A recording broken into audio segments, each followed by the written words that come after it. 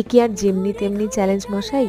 এ হচ্ছে এমন একজনের চ্যালেঞ্জ যে জীবনে কখনো রুটিন মানতে পারেনি। সে মাধ্যমিক হোক, উচ্চ মাধ্যমিক হোক, যত বড় পরীক্ষাই হোক না কেন, কখনো রুটিন মেনে পড়তে পারেনি। ঠিক যতটুকু যেমন করে পড়লে ভেবে নিয়েছি যে পরীক্ষায় পাশ করে যাব, ঠিক তেমনভাবেই পড়াশুনো করেছি।